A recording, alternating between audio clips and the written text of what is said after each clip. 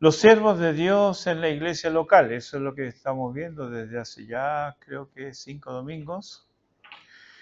Pero hoy vamos a comenzar con un subtema nuevo, los diáconos. Y hoy vamos a hablar de su origen y naturaleza, basado en el texto de 1 Timoteo capítulo 3, los versículos 8 al 13. Y también es bueno que consideren el libro de Hechos, el capítulo 6, de los versículos 1 al 6. Entonces, Hechos capítulo 6, versículo 1 al 6, y la primera epístola a Timoteo capítulo 3, versículo 8 al 13, que hasta el domingo pasado vimos hasta el versículo 7. Hace 4 domingos atrás comenzamos con el tema los siervos de Dios en la iglesia local. Este es un tema que hallamos aquí en 1 Timoteo capítulo 3. Y siguiendo el orden del apóstol, comenzamos con los obispos. Vimos quiénes eran, el propósito para el cual eran llamados, el origen y la naturaleza de su ministerio, y terminamos viendo en unos cuantos domingos los requisitos para poder ejercer escrituralmente el oficio o don. El texto que hoy nos ocupa trata de los otros oficiales de la iglesia, como son los diáconos. Nuestra Confesión Bautista de Fe de Londres de 1689, en el capítulo 26, artículo 8, referida a de la iglesia, en el artículo 8 dice: una iglesia local, reunida y organizada de acuerdo a la mente de Cristo, está compuesta por oficiales y miembros, y los oficiales designados por Cristo para ser escogidos y apartados por la iglesia, así llamada y reunida, para la particular administración de las ordenanzas y el ejercicio del poder o el deber que Él les confía o al que les llama, para que continúen hasta el fin del mundo, son los obispos o ancianos y los diáconos. Esta sencilla declaración, que debe ser conocida por todos, porque es nuestra confesión, ya echa por tierra algunas creencias populares o deformaciones que a lo largo de los siglos han invadido la cristiandad respecto de quiénes son los diáconos, qué es lo que hacen los diáconos, cuál es la naturaleza de su llamado. Pero, ¿cuál es el origen de los diáconos? ¿Qué significa ser diácono?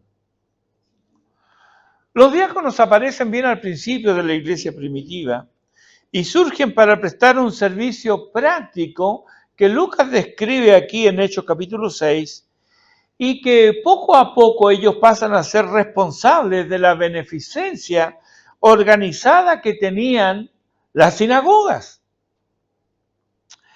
Los judíos, en razón de la enseñanza que recibían, y esta fundamentada en la palabra de Dios, tenían en alto valor la vida humana, por cuanto el hombre es hecho a imagen de Dios, a imagen y semejanza. No se le puede dar un trato indigno ni degradante sin ofender gravemente al Creador. Ninguna nación tuvo un sentimiento de responsabilidad tan marcado hacia sus hermanos y hermanas pobres y en necesidad. Ellos no eran afectos a dar la ayuda individualmente a personas individuales. Más bien hacían que la ayuda se canalizara por medio de la sinagoga local. Pero este deber tenía su raíz en la palabra de Dios, en llevar a la práctica Levítico capítulo 19, versículo 18, donde dice: amarás a tu prójimo como a ti mismo. De hecho, el rabino Hillel, que murió cuando Jesús era un jovencito, el año aproximado, el año 10 después de Cristo, decía, comentando este texto del Levítico: esta es la religión judía, todo el resto son explicaciones. El cristianismo es superior al judaísmo. La historia nos habla por sí sola. Es así como, por ejemplo, en la epístola del apóstol Santiago, que es uno de los primeros escritos cristianos, en el capítulo 2, Santiago le pone carne a la declaración levítica. De la misma manera que Juan, en 1 Juan capítulo 3, versículos 17 y 18, luego de hablar del amor a los hermanos, dice: el que tiene bienes de este mundo y ve a su hermano tener necesidad y cierra contra él su corazón, ¿cómo mora el amor de Dios en él? Hijitos míos, no amemos de palabra ni de lengua, sino de hechos y en verdad. Este amor por el necesitado, el sufriente, el menesteroso, nace en el corazón de Dios. Deténgase a pensar en esto. El apóstol Juan, en su primera epístola, en el capítulo 3, él dice: mirad, cuál amor nos ha dado el Padre, para que seamos llamados hijos de Dios. Él nos amó en nuestra necesidad. Él nos amó en nuestra debilidad. Él nos amó y por eso se entregó por nosotros. Nace este amor en el corazón de Dios. Y Él da soberanamente sus dones a los hombres para que lo administren. No son dueños, no somos dueños, somos administradores. Y al fin de la vida hemos de dar cuenta, y tengámoslos presentes, vamos a dar cuenta de los dones que Él nos confió. ¿Qué hemos hecho con lo que Él nos ha dado?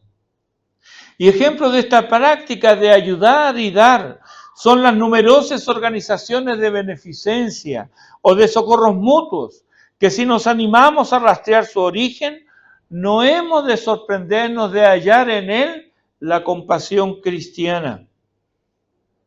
Caso opuesto, el ateísmo no edifica orfanatorios.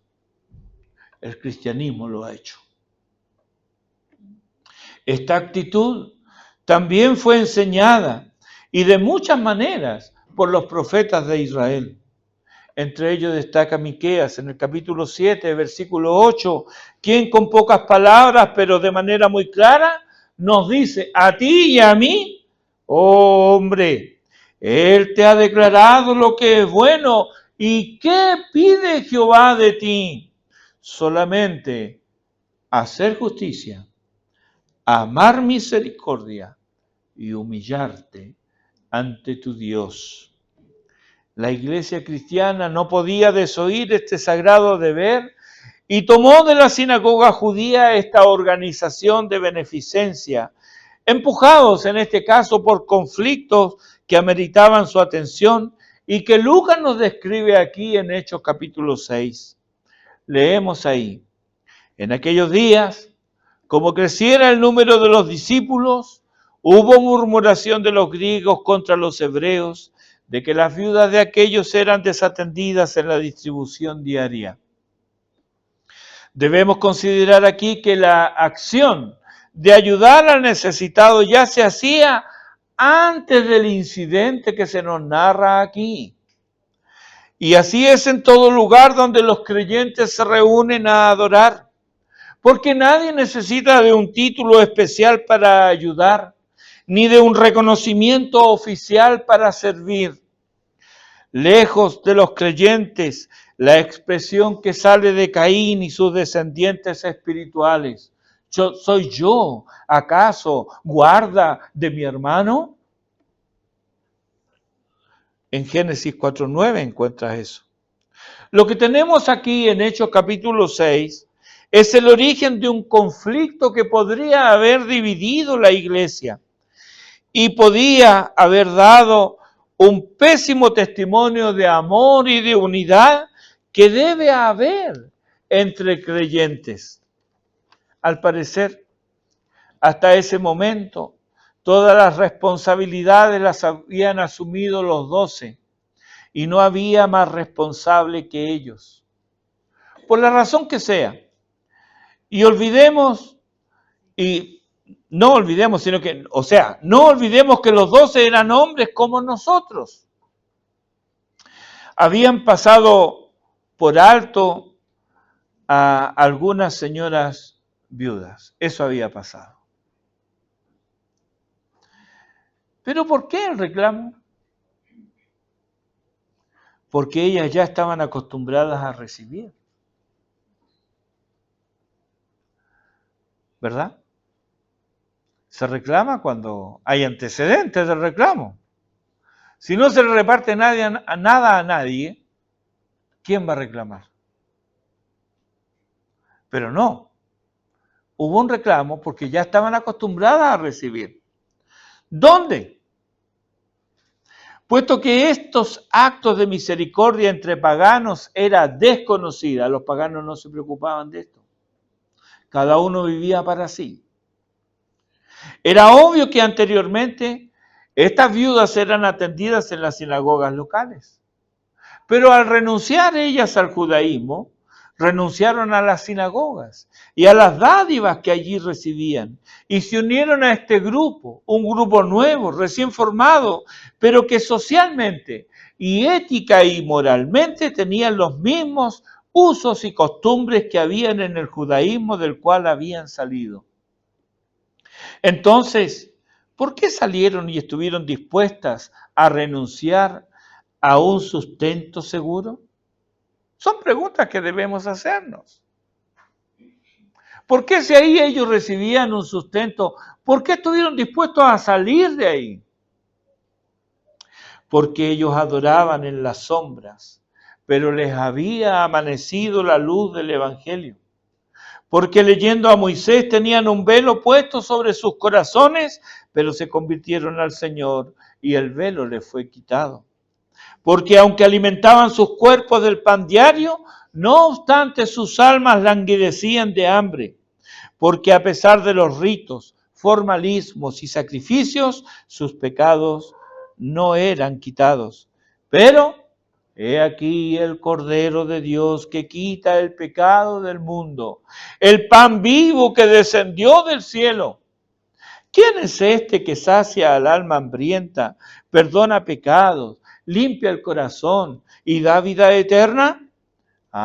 Este es el Cordero de Dios, el Mesías de Israel que proclamaron los profetas, el Santo de Israel, el bendito Hijo de Dios. Este es el siervo sufriente del profeta Isaías. Este es aquel que dijo en Marcos 10:45, porque el Hijo del Hombre no vino para ser servido, sino para servir y para dar su vida en rescate por muchos.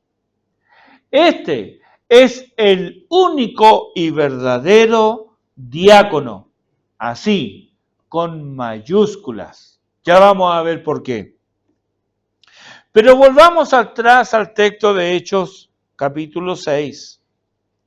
Los 12 tenían un llamamiento especial que no incluía servir a las mesas, como nos dice Lucas. Su trabajo era, en el versículo 4 está, persistir en la oración y el ministerio de la palabra.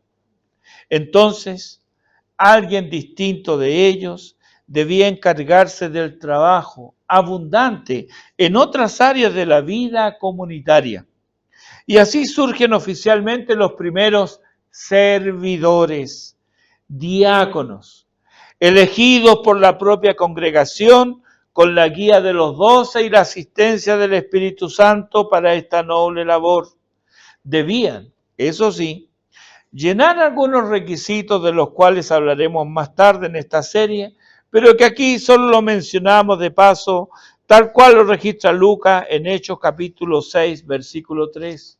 Buscad, pues, dice Lucas ahí, hermanos, de entre vosotros a 7 varones de buen testimonio, llenos del Espíritu Santo y de sabiduría, a quienes encarguemos de este trabajo.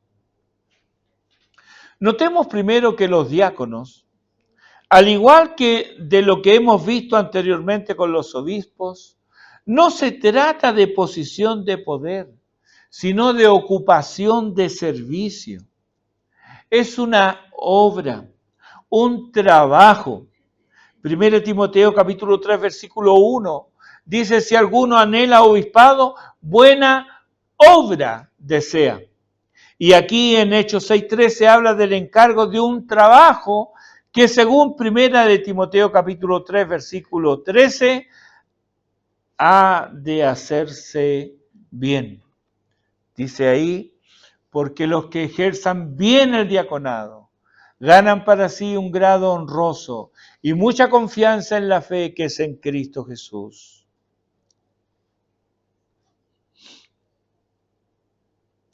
La transliteración de la palabra diácono en nuestras Biblias aparece no más de 6 veces. Una vez como diaconisa en Romanos 16.1, diaconado 2 veces y 2 veces diácono. Estas últimas 4 menciones están en nuestro texto de 1 Timoteo 3, del 8 al 13. Y otra vez diáconos en plural en Filipenses capítulo 1, versículo 1. Pero las palabras diaconeo, diaconía y diáconos aparecen muchas veces y es rica en significado, pues aparecen vertidos en nuestras Biblias como ministerio, ministración, ministrar, ministro, siervo, servidor, servir, servicio, servido. Así, el concepto de diaconía y palabras asociadas aparece en el Nuevo Testamento más de 120 veces. Es aplicada a nuestro Señor Jesucristo. En Romanos capítulo 5, versículo 8, allí se le llama siervo. Y también en Gálatas 2:17 aparece ahí como ministro. También lo encontramos asociado a Epafras y a Pablo en sus labores, traducidas todas estas veces como ministro en Colosenses capítulo 1, los versículos 17, 23 y 25. Entonces, aunque el término diácono puede ser aplicado a los 7 varones de Hechos 6.5, el nombre no puede quedar restringido solo a ese servicio, pues el término diácono se aplica a cualquier servicio no especificado. En ese sentido, si hemos llegado al Evangelio, si Jesucristo es nuestro Señor y Salvador, nosotros somos sus diáconos en el sentido más amplio. Algunos textos al respecto. Mateo capítulo 23, versículo 11. El que es mayor de vosotros sea vuestro siervo. Ahí tienes la palabra. Marcos capítulo 9, versículo 35. Entonces él, Jesús, se sentó y llamó a los 12 y les dijo, si alguno quiere ser el primero, será el postrero de todos y el servidor de todos. Ahí tienes otra vez la palabra. Y aquí en Juan 12, 26 aparece 3 veces esta palabra. Si alguno me sirve, ahí la tienes, sígame. Y donde yo estuviere, allí también estará mi servidor. Otra vez aparece la palabra. Si alguno me sirviere, ahí lo tiene de nuevo, mi Padre le honrará. Entonces, como cristianos, como seguidores de Jesús, el diácono por excelencia Debe haber concordancia entre lo que decimos ser y lo que somos realmente. Primera epístola de Juan, capítulo 2, versículo 6 dice, el que dice que permanece en él debe andar como él anduvo. Y Hechos 10:38 nos dice que Jesús de Nazaret anduvo haciendo bienes, porque Dios estaba con él. Dios está con nosotros. ¿Qué debemos andar haciendo entonces? Bienes.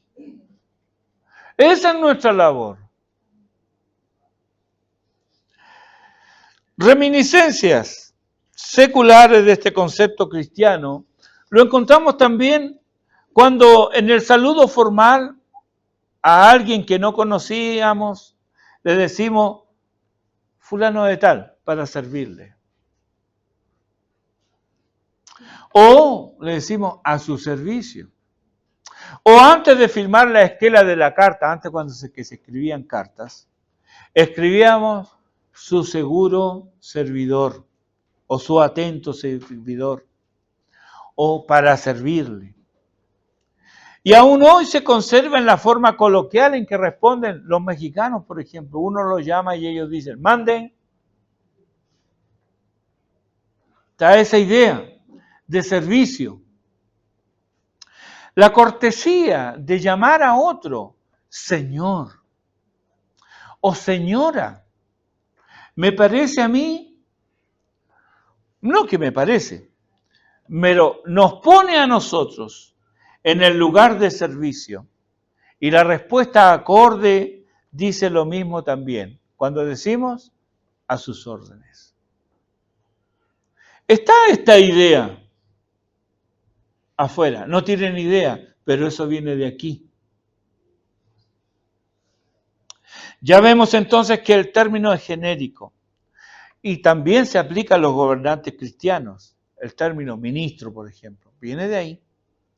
Esa es la aplicación genérica del término, pero también se usa, y así lo usan en la Iglesia de Cristo, en un sentido más limitado, ya que es uno de los dos oficios que nos aparecen en el Nuevo Testamento en relación a la iglesia local, y como bien lo confirma nuestra confesión bautista de fe en el capítulo 26, en el artículo 8.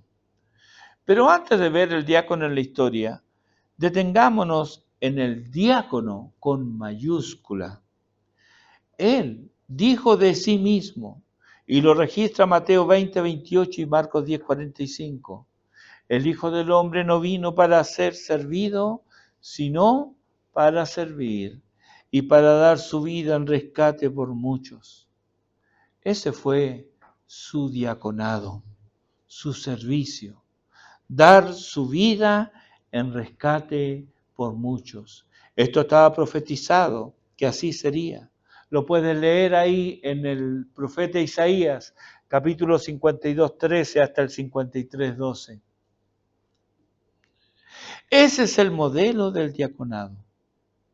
Un modelo de servicio abnegado, dando todo de sí. Aquí es donde está el ejemplo y el modelo a seguir. Historiadores de la Iglesia así lo confirman. Matt Smethurst, en su libro Los Diáconos, nos transcribe lo que fue parte del tratado del siglo IV llamado Constituciones Apostólicas, donde se describen deberes diaconales.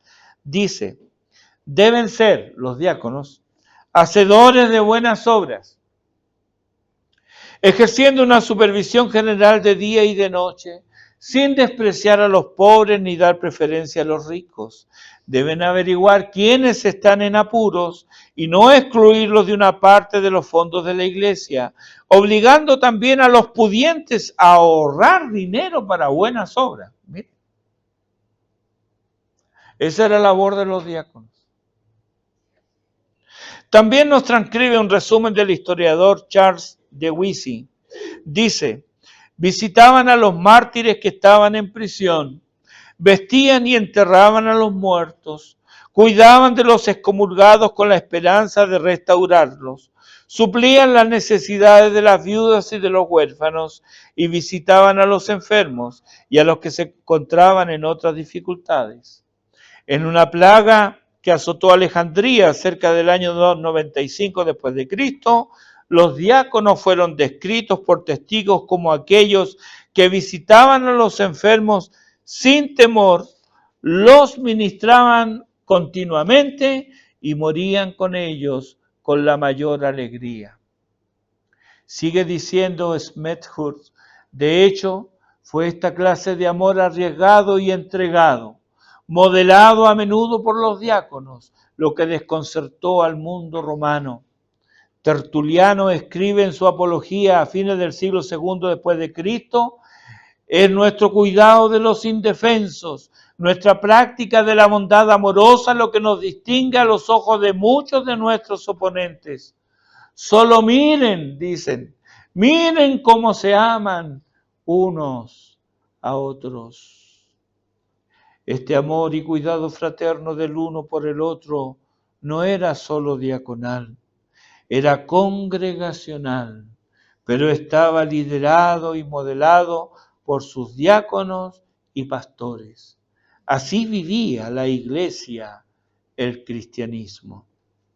Fueron pasando los siglos y a medida que las aguas cristalinas y puras del Evangelio se fueron alejando de su prístina fuente, comenzó a alimentarse de otros afluentes que fueron ennegreciendo las aguas. La falsa doctrina llegó a corromper tanto el manantial salutífero que se convirtieron en aguas amargas, venenosas, pestilentes y nauseabundas, al punto que ya era difícil reconocer la vida que una vez había allí. Mark Dever escribe en El liderazgo de la Iglesia que los abusos acabaron por introducirse en el oficio del diácono. Y los diáconos, especialmente los archidiáconos, ya tenemos aquí invención de títulos, se volvieron bastante prósperos. Qué irónico, dice Dever, que quienes debían servir a los demás se sirvieron de ellos para satisfacer sus propios deseos. Y así se llega a la Edad Media, donde los diáconos, una vez valorados por su vida de servicio y vida de piedad, acabaron reduciéndose a un mero escalón para el sacerdocio, dejando de funcionar de forma bíblica. O sea, antes de ser sacerdote, había que ser diácono. Ser diácono era el primer escalón para luego ser sacerdote. Llegada la Reforma y regresando Calvino a Ginebra en 1541, como primer acto oficial como pastor, presentó al ayuntamiento de la ciudad un plan detallado donde exigía la instalación de diáconos junto con los pastores, maestros y ancianos. Así, en la Ginebra protestante del siglo XVI, los diáconos fueron funcionarios públicos en la iglesia, encargados de cuidar a los pobres. Fueron exhortados, eso sí, para ser capacitados en la fe cristiana, para que ellos se capaciten. Pues a menudo tendrían que dar consejo y consuelo. Calvino admitió que el diaconado podía servir a veces como un vivero de donde se eligen a los presbíteros, pero se opuso a la costumbre romana de hacer del diaconado el primer paso hacia el sacerdocio. Esta práctica suponía un menoscabo denigrante de un oficio muy honorable, decía él. Fue así que los diáconos volvieron a servir como ministros de misericordia bajo la guía de sus pastores. Ahora nosotros, como bautistas reformados, sostenemos la Confesión Bautista de Fe de 1689, que como lo mencionamos al principio, creemos en la pluralidad de ancianos y también en la pluralidad de diáconos. Los ancianos con la labor de supervisión espiritual y los diáconos con todo lo referido al servicio práctico. Creemos que los diáconos son esenciales en la vida de la iglesia, tanto como los pastores. Ellos son los brazos de la iglesia. y una expresión del amor y del gozo que deben experimentar los creyentes en su vida de obediencia y de servicio a Dios. Juan 17:4, Jesús ora y él dice: he acabado la obra que me diste que hiciese. Él vino a dar su vida para rescatarnos. Nosotros estábamos perdidos y necesitados. Él nos buscó, nos halló, suplió nuestra necesidad de perdón, de limpieza y de un nuevo corazón. Así, Él nos sirvió. Así ejerció su diaconado. ¿Y qué hace ahora? Él ahora, puesto que vive para siempre, puede interceder perpetuamente por los suyos, dice en Hebreos 7, y salvar a los que se acercan por medio de él a Dios. ¿No es esto maravilloso? Ahora, me refiero a aquellos que todavía no le han entregado su vida al Señor. Tú que vagas como oveja sin pastor, que buscas satisfacer tu alma y nada has encontrado en tu peregrinar que pueda saciar tu alma. Es a ti entonces a quien quiero decirte ahora: mira, te ruego, acude a Cristo. No importa la edad que tenga, pero acude a Cristo. El rescate ya está pagado. La obra de redención ya está hecha.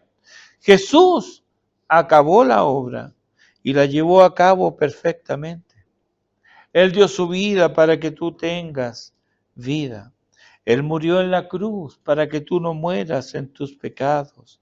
Él resucitó para justificarte y así mostrar que la muerte no lo podía detener a Él, pues Él es Dios. Él puede perdonar pecados, tus pecados, y así a ti tampoco la muerte te detendrá en la tumba. Resucitarás a una nueva vida. ¿Por qué esperar entonces? Si Él quiere y puede salvarte, no tardes. No importa la edad que tengas. Y cuanto más jovencito eres, mejor. ¿Qué mejor que una vida guiada por el Señor? Ahora, nosotros, habiendo venido a Él, somos sus siervos. ¿Ha acabado nuestra obra? El Señor oró en Juan 17. He acabado la obra que me diste que hiciese. ¿Nuestra obra ha terminado? No. Estamos en plena faena. Todavía faltan hijos de Dios en el redil. Todavía hay pródigos en provincias lejanas. ¿No has oído acaso el llamado a ir y traerles de vuelta al hogar del Padre? ¿Qué siervo es aquel que no hace lo que su Señor quiere? Pero tenemos excusas, ¿verdad?